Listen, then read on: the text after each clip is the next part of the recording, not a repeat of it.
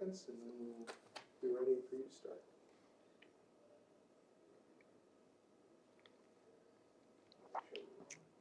Okay. Okay. Let's see. This is the 9th. Mm-hmm. Okay. My name is Kim Hobbs, and this is September the 9th, 2007. We'll begin the interview. Sir, what is your full name? Frank J. Busch. Busch, B-U-S-C-H, spelled like the beer, not like the president. When and where were you born? In Miles City, Montana in 1920, What squadron were you in? 5/15th.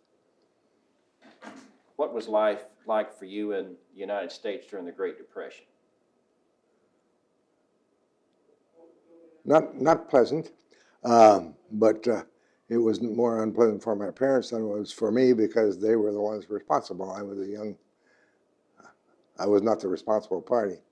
I was raised on a ranch south of Miles City until I was 15 years old. And then we didn't lose the ranch by bankruptcy, but close to it. And my folks did have a small residence which they had bought in years previously in Miles City, in Missoula, Montana. And so we had a place of refuge to which we went, which we owned. And so we were a little different than a lot of people have had to leave. Where were you and what were you doing when you heard that Pearl Harbor had been attacked? I was a senior year in the University of Montana. I was sitting at the breakfast table, and my father came in from the next room and told me that roughly what had happened, and I could hardly believe it. Although I was a history major and knew quite a lot about such things for a person my age. So what level of education did you reach before you joined the military? I had a bachelor's degree I had a double major in modern languages and history. Where did you join the Army Air Forces, and when? I reached that by a circuitous route. I was an advanced ROTC student and received an infantry commission, and I served in the infantry for almost a year and a half at Camp Joseph T. Robinson, Arkansas, and I applied for pilot training, was accepted, and my unit had been transferred, the infantry unit had been transferred to Camp Fannin, Texas. That's where I was when I received the orders to report to San Antonio for a pre-flight. And that was in what year, what time? I think I arrived in San Antonio in September of 1944. Were you an officer or an enlisted man? I was an officer. Of what rank, sir? First lieutenant, both, I guess. Ended up gravestone promotion to captain. Let's see, a gravestone? Well, just shortly before you get out, sometimes they give you a promotion. That's what happened. Okay. So what was your MOS or your specialty in the military? You mean the number? I don't recall the number. I was a four-engine pilot. What were the strengths and weaknesses of a B-24? Its strengths were its engines. Pratt & Whitney engine was a very excellent engine. Its weakness was that it didn't ditch very well, but my explanation of that is it was designed to fly through the air, not water. It was a little faster than a 17. Couldn't fly quite as high.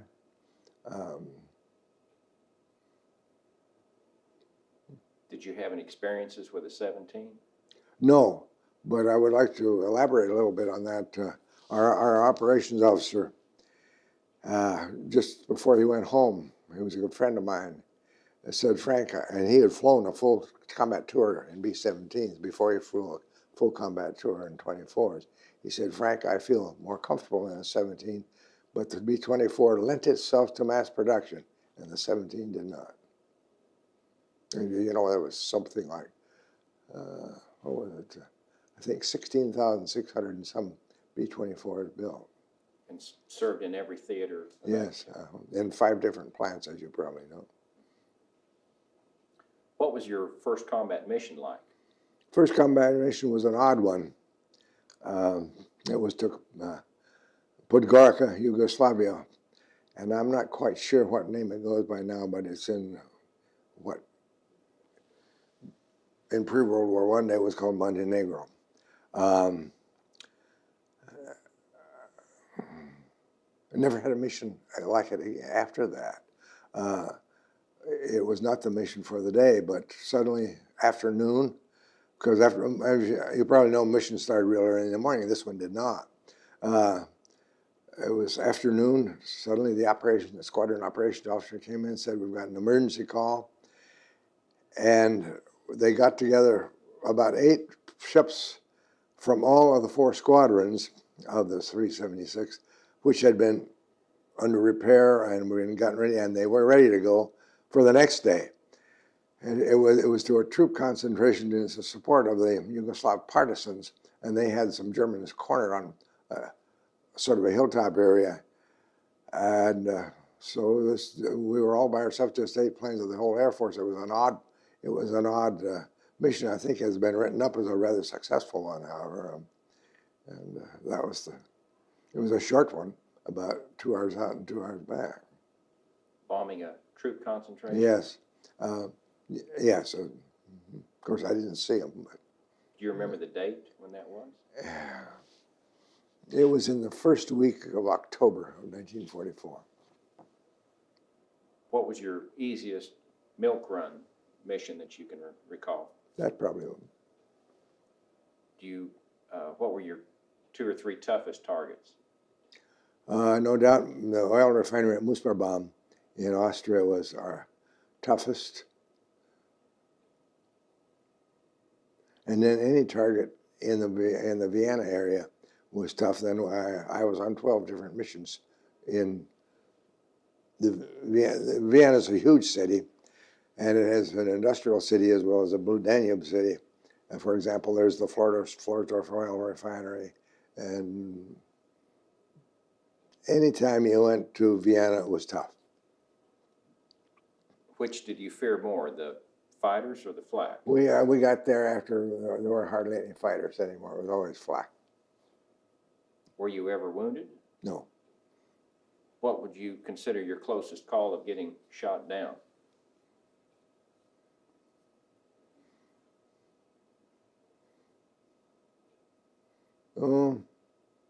We had Indians shot out.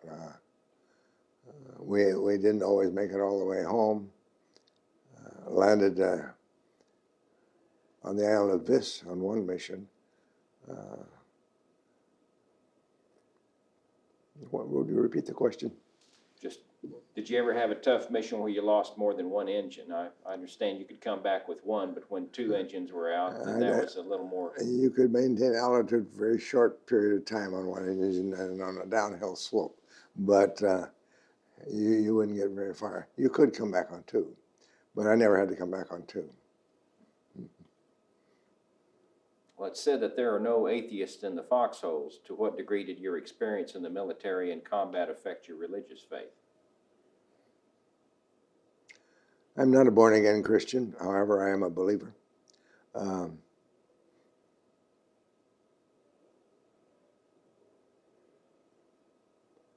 I would say I probably was on a more level. It didn't change me a great deal since I already had my faith. Did your reasons for first joining the military, whether you were drafted, patriotism, or adventure, change during your time in the war? Oh, no. Did you receive any medals? Air medal. Air medal. How close were you with the rest of the crew?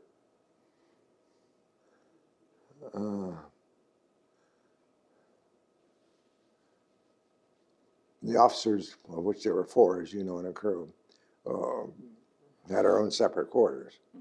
I would say it was on a semi-friendly, semi-formal basis with the enlisted men. They lived separately. Yeah.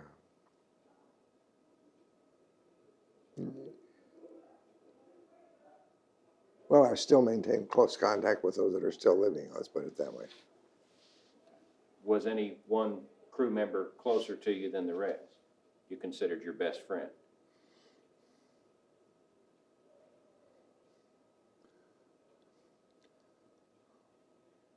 No, I would say not. Did they have any nicknames that you gave them? No, I can't recall any. Do you remember Or any? except one Duncan, we call him Dunk. We don't do this anymore, and maybe it was just a military thing. We always quite frequently call people by their last name. We didn't use first names very much. Do you remember anything about the commanding officers of your squadron or the group?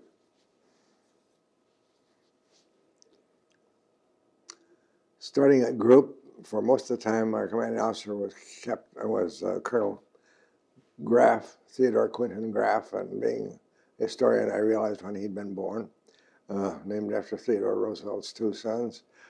He was from St. Joe, Missouri. He had a huge mustache. I often wondered how he got it in his oxygen mask.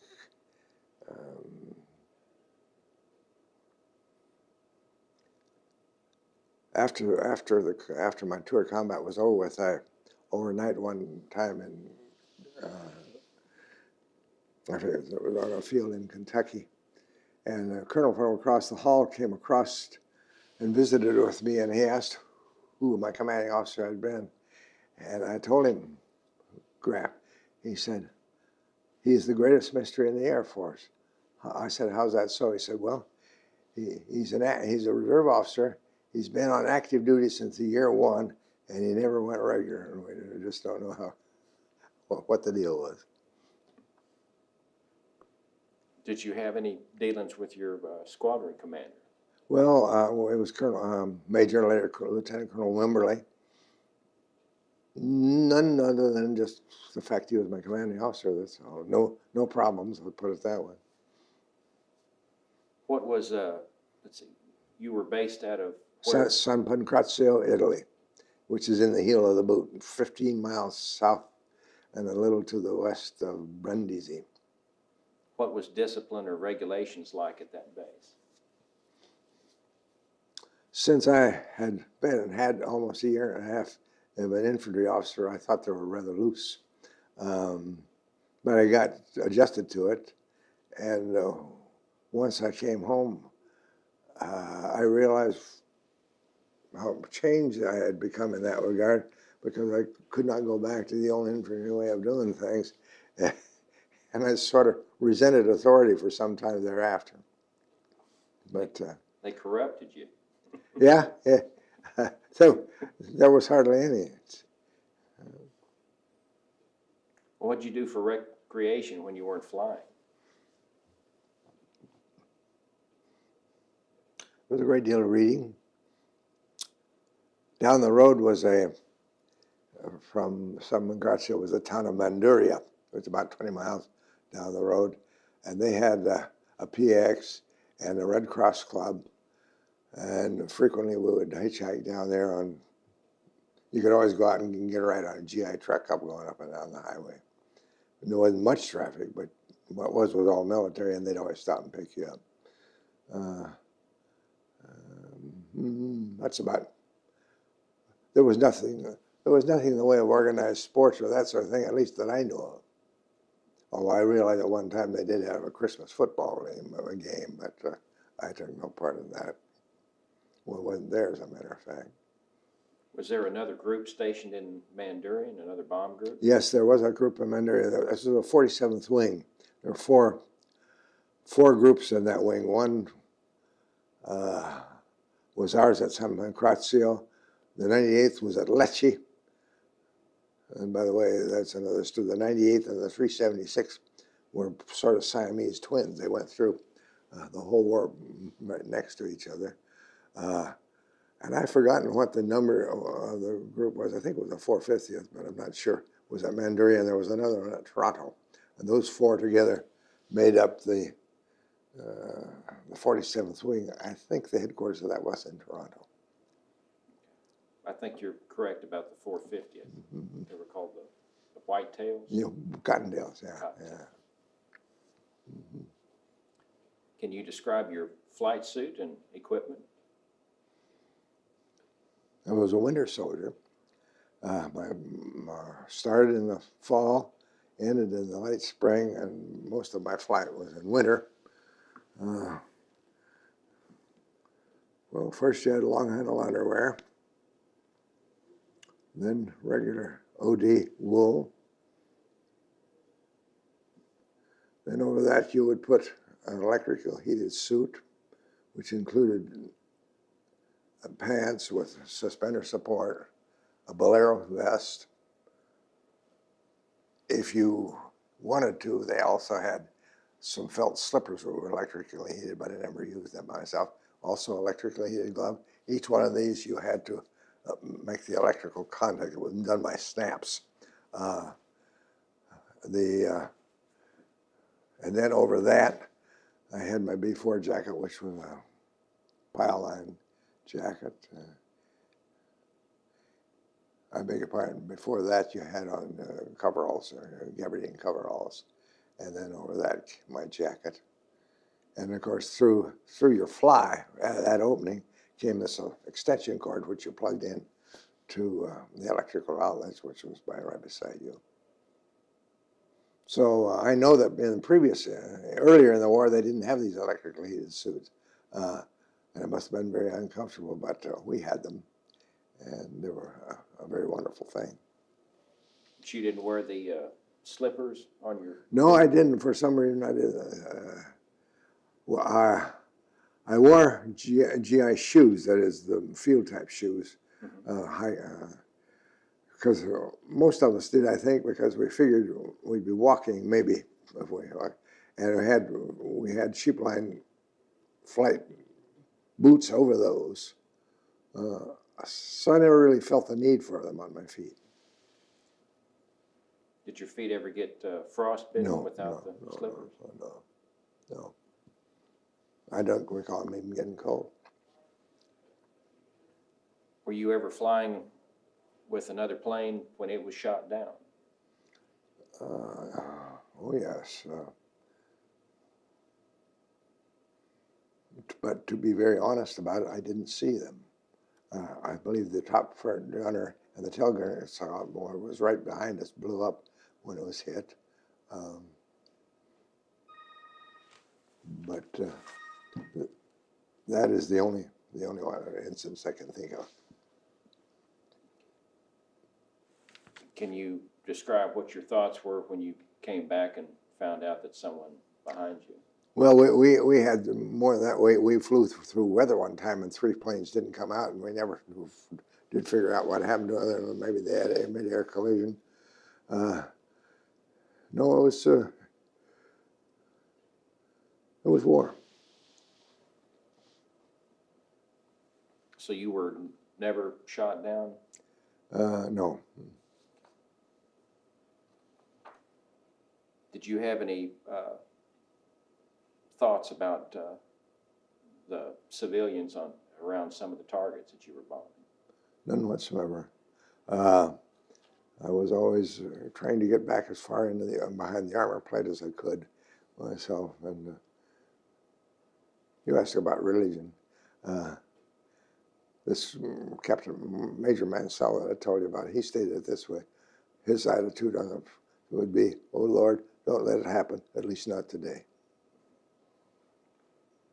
Did you write letters home during the war? Very few. I wasn't much of a letter writer. I did write some because I was married. I had parents. I did write home, but I've never been much of a letter writer. Did you receive letters during the war? Yes, I did. How often did the mail get to you? Oh, the mail came daily, but to me, well, maybe about once a month, once a week. When did you finish your last mission? I flew my last mission on the 13th of April of 45, and I think that group only flew 2 more missions before they went home. I was one of the last, if not the last, pilot to complete his tour of duty and go home through regular rotation while the unit picked up gun on trucks and went to a transport. In fact, there were only 17 of us left in our squadron in the morning I left. And the day before I should say, we lived in barracks where I've always been very fortunate. I fought a war, lived in a war in barracks, dry, heated, flush toilets, showers, which we inherited originally from the Italians, but through the Germans. They'd had them before we had. What was your question? Just the date of your last mission. Oh, well, I finished on the 13th of April. The reason I know is President Roosevelt had died the day before, and so that was all on the news on my last mission over the radio compass.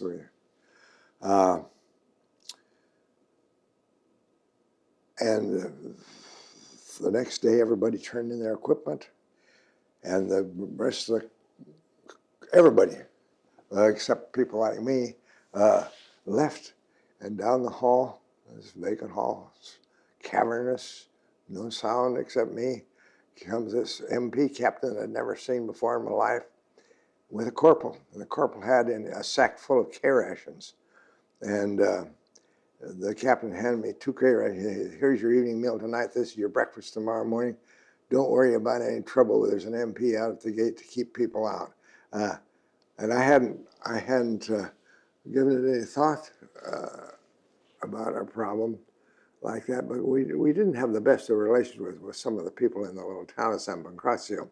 In fact, one of our crew, not our crew, but one of our squadron people had been beat to death by one of them.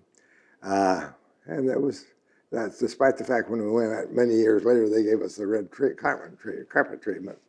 But anyway, this captain gave me this K ration, and I thought, well, I hadn't thought that I should be apprehensive, but here I am all alone in this barracks, and everybody else is gone, and I was all packed and ready to go. So I slept on my 45 by my side that night.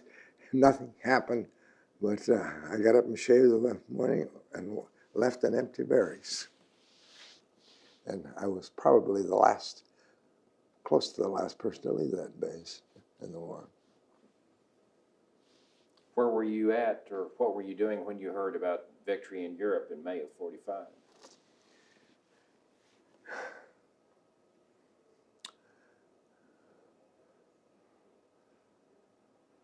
My recollection is that we were flown out. Another plane came in and picked up the 17 of us that were left on the base. And that would have been the 17th of April when they flew us out to Naples. And the things were everywhere were started coming to an end, and we were to be flown home, and it was delayed. We were delayed in Naples before they found space for us for almost 2 weeks. So I left Naples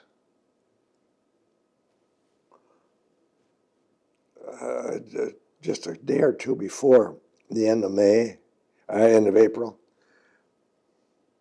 Flew home by way of Algeria, Morocco, Dakar, Natal, Brazil, and up to Miami.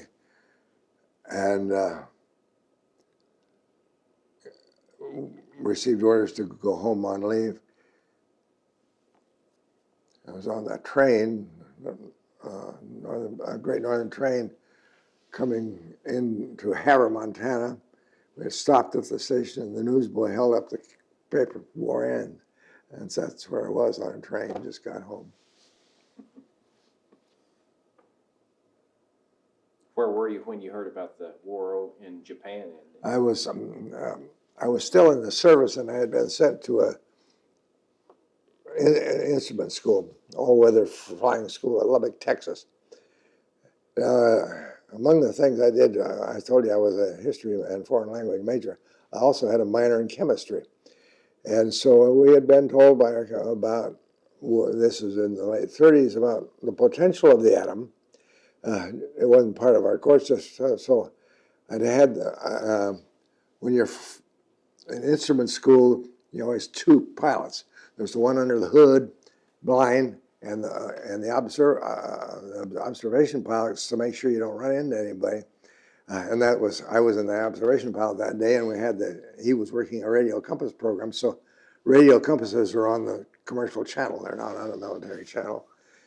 And here came this news program that a very powerful bomb had been dropped on the city. And I think I was probably the first one in that whole group that realized what it was because of this little chemistry I had. At least I made a very good guess of what it was, and it turned out to be right. So I was flying as a observer pilot for a student behind me, and there was a few drops of rain were falling, and when rain hits the windshield at that speed, it doesn't go the sideway, it goes straight up and over, and I can still see in my mind the news of the atomic bomb and those raindrops streaking back over the canopy. Do you consider yourself a hero because of your service in World War II? No, I do not. I told my father not long before he died, I said, and of course, my wife has always told me how lucky I am. I said, she says, if I were you, I wouldn't try any harder either. All you do is pull out your hand and it drops into it. But I said to my father, I'm very lucky. I fought in a full combat tour in the biggest war we ever had and never received so much as a scratch. So, what did you do at the end of World War II? well, I went to graduate school for 3 years in history. I decided to become a history professor. And I was at University of California, Berkeley. And I didn't quite make it all the way through, and I ran out of money. I was married, had 2 small children, and just at that time I inherited a business, a laundry and dry cleaning business in Missoula, Montana. That's some of that luck I have, see. And, well, it lasted for 10 years, but that was about all. But just as I was getting kind of desperate at that, in came this phone call from a friend of mine down 60 miles down the road to what's now the University of Montana Western. Said there's an opening here, I think you could have it if you wanted it. So I went down and interviewed and got the job. And after 6 years, they said, well, you ought to finish up. So I went back and got my PhD. PhD in History. Mm-hmm. So did you finish your career there teaching? Oh yes, I taught until I was 71 years old. Not quite 71, through the 70s. You get bigger, you get more Social Security that way, you know. Sticking out the hand. Did the GI Bill help you get your yes, graduate? yes, it did. I didn't quite get all the way through on it, but oh yes, indeed. I was a little different than most GIs. I already had a bachelor's degree before I ever took advantage of it. Which reminds me, today they say you can't get out, and that's true. Students end up with at least $20,000 in debt. In the midst of the Depression, by struggling and with the help of my parents, I got a bachelor's degree, and I owed $50 at the end of it.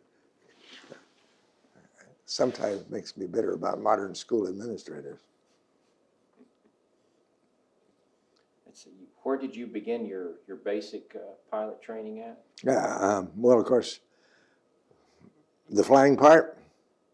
You know, there's you do the groundwork. There's pre-flight, which took about my recollection about 5 weeks. I think it was at San Antonio, but that's no flying. From there, I went to Chickasha, Oklahoma, and took my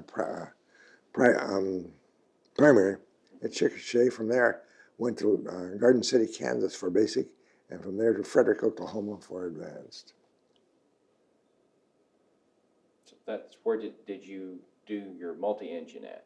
Well, I was sent to be a co-pilot immediately from flying school to Boise, Idaho, and this Gerald Duncan that we talked about, he was a very good person to have for a person in my position because he taught me just as though he were an instructor, and so I learned how to fly a B-24 from my pilot.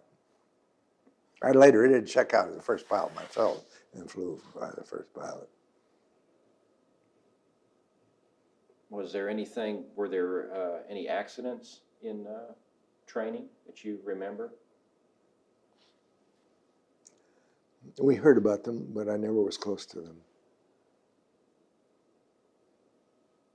One historian says flying a B-24 was like driving a Mack truck. Did you feel that way? It took some muscle sometimes to do it.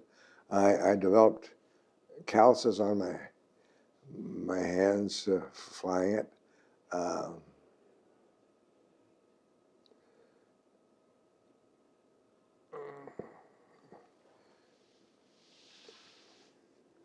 No, it wasn't like flying a big truck. It was an airplane.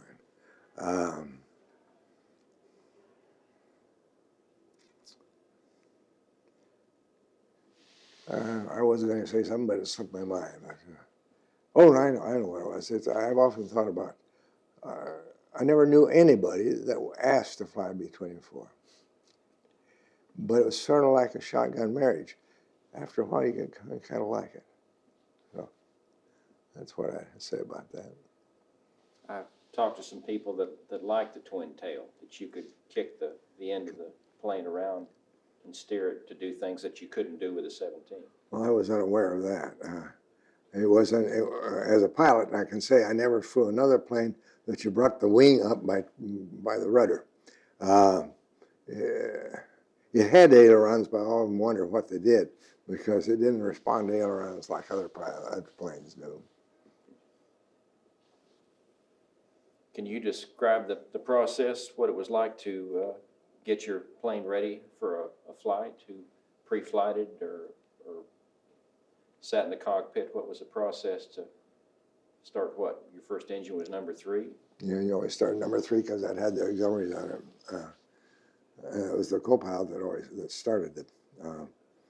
That got to be sort of a challenge to see with what smoothness and speed you could get them all 4 going at one time.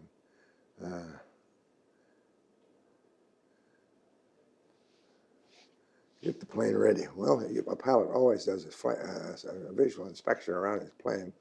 But overseas we had very good ground crews, and we didn't do any of the loading. We didn't do any of the putting in gas or anything like that.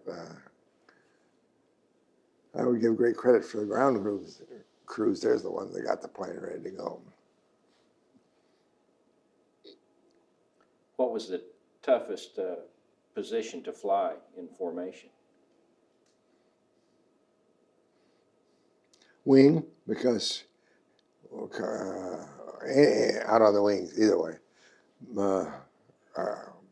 Because that's a very intense thing, and you're maintaining with throttle and controls your position relative to some spot on the lead plane.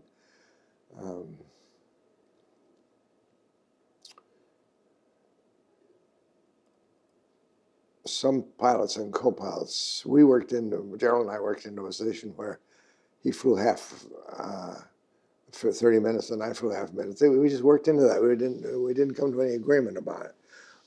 Most pilots I've found did a 15-minute schedule, and I think that might have been the wiser way, because it's very intense to fly formation, especially a large airplane. And we probably made it a little too tough on ourselves by taking it to half-hour stretches. Just physically demanding for 30 minutes at a time.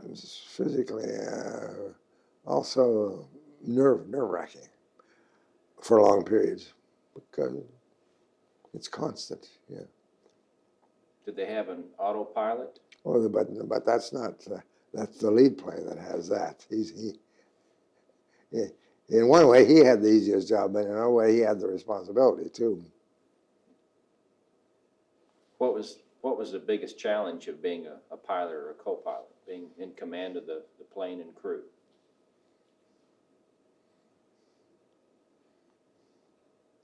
Keep your eyes on, keep your instruments. Don't lose track of your oil pressure, your fuel cylinder head pressure. Just staying on the ball. Was there any disciplinary problems with any members of the crew? Not on my crew. Not on your crew. Well, I think Gerald had a little trouble with the nose tug on it, all right, but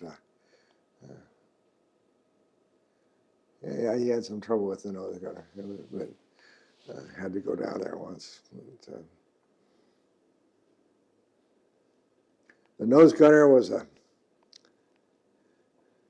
automobile worker from Detroit, and he didn't believe in discipline. And he was very intelligent. After the war, he became the richest of us all in a furniture business in San Diego. But no, I would say no.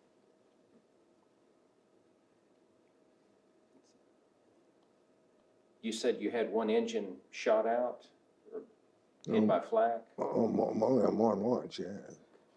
What was the procedure? Engine caught on fire? No, it didn't. Well, it didn't in our case. It didn't. It started to lose oil. What happened? The fuel, the oil tank. Each engine had a 30-gallon oil tank. It's what's called a closed sump engine. Mercedes has a closed sump engine, whereas most of the cars have a wet sump engine,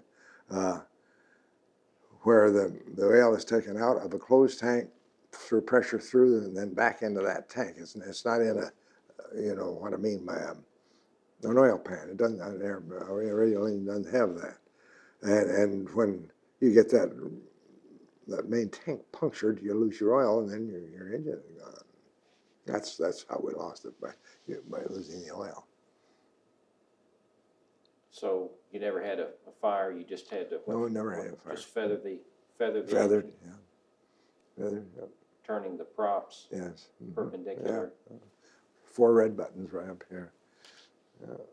Then, of course, you have to turn off the ignition to that, and the fuel and so forth. That's part of Wendell's job, the turning the fuel off to the engine and whatnot. The flight engineer, yeah. So who hit the buttons first, you or the flight engineer? Oh, no, Ryan didn't hit the control buttons. He's control of. That's the feathering of the prop.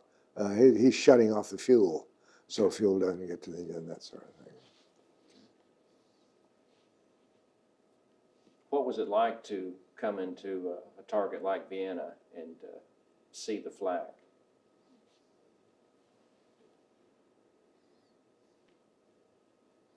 Well, you just had to go through it. We had another co-pilot man, Mulkey from Georgia, said to me after a mission, "Bush, did you see that flak? Clear to goodness, looked like a thunderhead." So sometimes you just had to do it, that's all. Did you ever have one moment that was more frightening than another? Well, of course there were, but I can't think of what they were.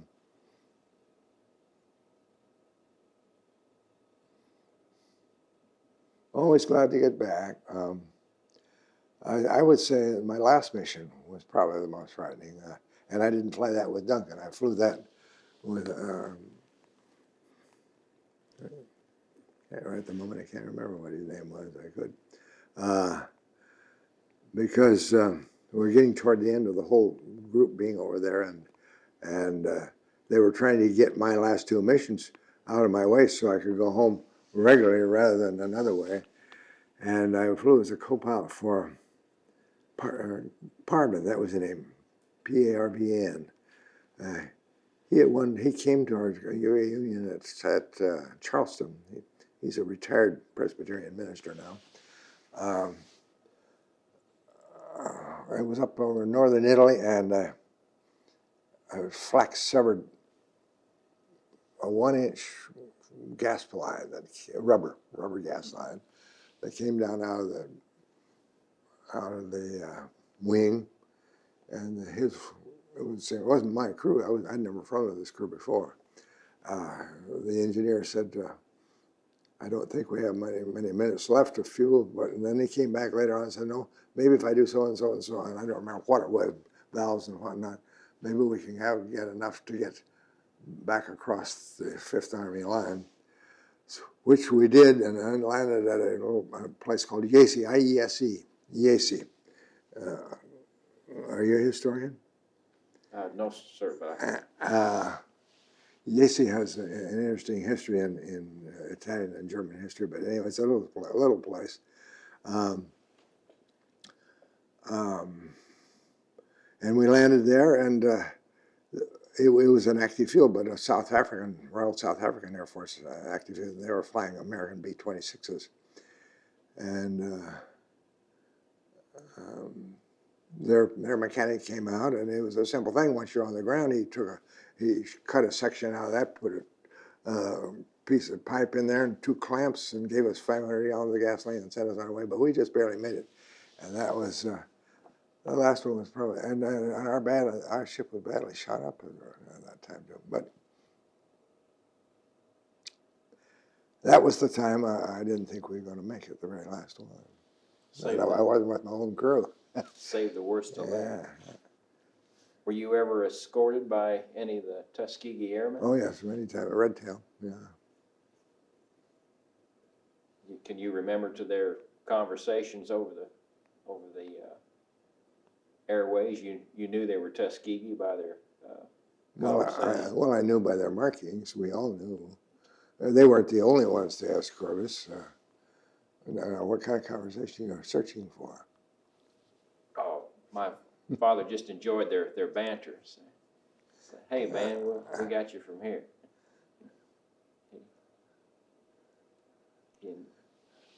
Twice.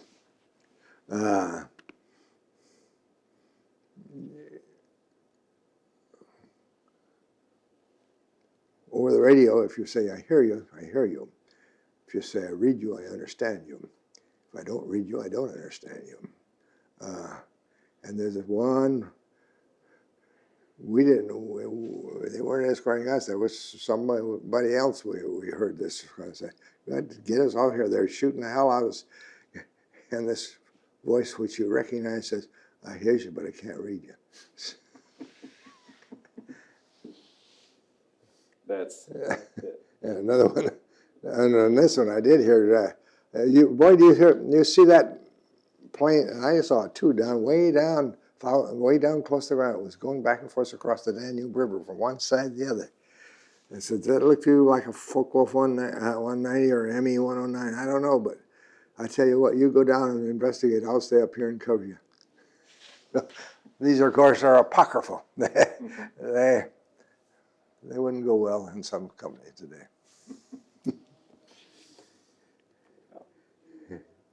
If you were going to sum up your experience in 2 minutes to some high school kid that pops this DVD on a television, what would you like to pass along from your experience?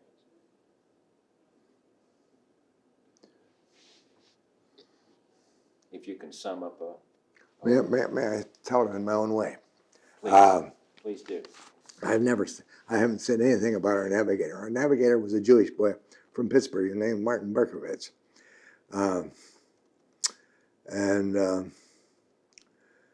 He was 20 years old. And when we were in the States training, we did our crew training at Boise, Idaho. Berkowitz had a hard time trying to find his way from the mess hall to the barracks, but he was a navigator, you know. And Duncan got very exasperated with him. There's a lake, I forget what the name of it is, west of Boise. There are very different kinds of navigating. You know, there's pilotage, there's dead reckoning, there's celestial. He'd been training celestial, and he was too concentrated on the celestial part. And we were right over this lake, and Duncan said, "Where are we?" To the navigator. It was just a minute. I'll let you know. He said, "Well, Christ's sake, look out the window." So he was exasperated with it. Well, we got overseas, and that young man turned into the most excellent navigator possible. A pilot didn't need a navigator to get any place in Europe, especially if you were in the Mediterranean. Especially did you not need a navigator to get home. I could have navigated us home, providing there were no clouds, or so could any other pilot. But what you needed a navigator for in combat was precision and to know where the anti-aircraft guns were. And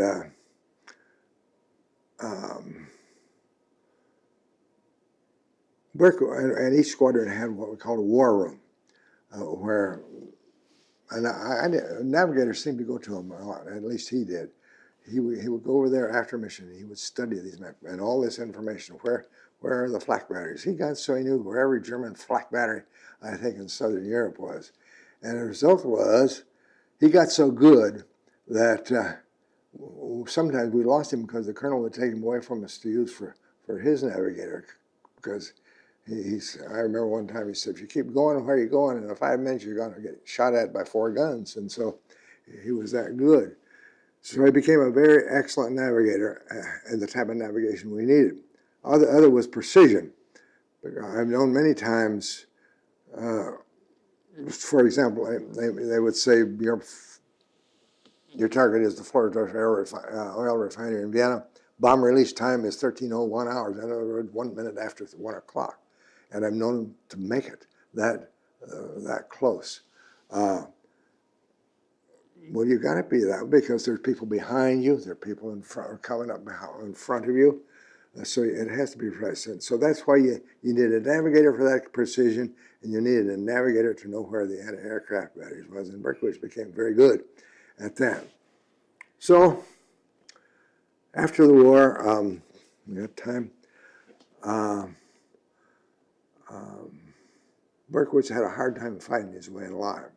And then the Korean War came along, and so he went back into the service. And when he went back into the service as a navigator, he made it his career and retired eventually as a lieutenant colonel. And then I was listening to the radio back, well, it was in 79, on the radio, listening to the television, and here's where this retired American Air Force officer working as a spy for Israel. Israel had been killed by the mobs in the streets of Tehran. Well, this was Martin Berkowitz. He always did feel his Jewishness very strongly. He was a young man, almost a boy, but and then we investigated after this organization got going. I told them what I'd heard, and they wrote to the adjutant general. I said, they didn't confirm that, but they said, we regret to tell you that Lieutenant Colonel Berkowitz is deceased. So well, and I always during the 60s and 70s, when you hear this cry, I don't trust anybody over 30, Berkowitz would have been 40 at that time, and I used to think he was 20. And these not dry behind the ears, don't trust anything over 30, and I thought of Berkowitz. Story.